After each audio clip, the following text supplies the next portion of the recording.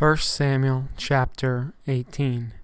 And it came to pass, when he had made an end of speaking unto Saul, that the soul of Jonathan was knit with the soul of David, and Jonathan loved him as his own soul. And Saul took him that day, and would let him go no more home to his father's house. Then Jonathan and David made a covenant, because he loved him as his own soul. And Jonathan stripped himself of the robe that was upon him, and gave it to David, and his garments, even to his sword, and to his bow, and to his girdle. And David went out whithersoever Saul sent him, and behaved himself wisely. And Saul sent him over the men of war, and he was accepted in the sight of all the people, and also in the sight of Saul's servants. And it came to pass as they came, when David was returned from the slaughter of the Philistine, that the women came out of all the cities of Israel, singing and dancing to meet King Saul, with tabrets, with joy, and with instruments of music. And the women answered one another as they played, and said, Saul hath slain his thousands, and David his 10,000s. And Saul was very wroth, and the saying displeased him. And he said, They have ascribed unto David 10,000s, and to me they have ascribed but thousands. And what can he have more but the kingdom? And Saul eyed David from that day and forward. And it came to pass on the morrow, that the evil spirit from God came upon Saul, and he prophesied in the midst of the house, and David played with his hand, as at other times, and there was a javelin in Saul's hand. And Saul cast the javelin, for he said, I will smite David, even to the wall with it.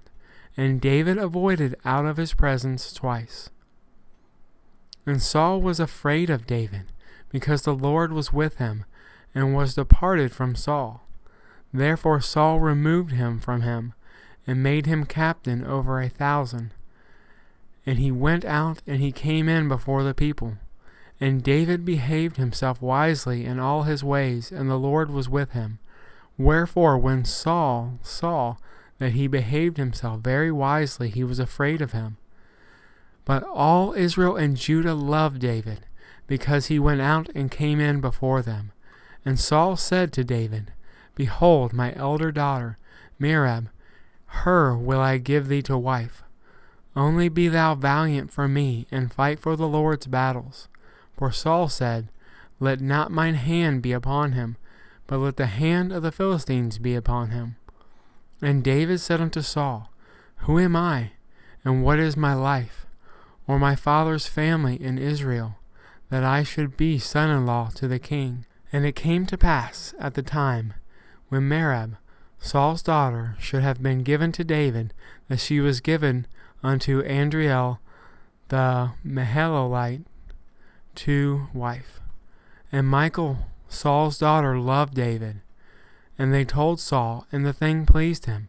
And Saul said, I will give him her, that she may be a snare to him, and that the hand of the Philistines may be against him. Wherefore Saul said to David, Thou shalt this day be my son-in-law in the one of the twain. And Saul commanded his servants, saying, Commune with David secretly, and say, Behold, the king hath delight in thee, and all his servants love thee. Now therefore be the king's son-in-law. And Saul's servants spake those words in the ears of David. And David said, Seemeth it to you a light thing to be a king's son-in-law, seeing that I am a poor man and lightly esteemed? And the servants of Saul told him, saying, On this manner spake David. And Saul said, Thus shall ye say to David, The king desireth not any dowry, but 100 foreskins of the Philistines, to be avenged of the king's enemies. But Saul thought to make David fall by the hand of the Philistines. And when his servants told David these words, it pleased David well to be the king's son-in-law, and the days were not expired. Wherefore David arose and went, he and his men, and he slew of the Philistines 200 men, And David brought their foreskins, and gave them in full tale to the king, that he might be the king's son-in-law. And Saul gave him Michal as his wife. And Saul saw and knew that the Lord was with David, and that Michal, Saul's daughter, loved him. And Saul was yet the more afraid of David, and Saul became David's enemy continually. Then the princes of the Philistines went forth, and it came to pass, after they went forth, that David behaved himself more wisely than all the servants of Saul, so that his name was much set by.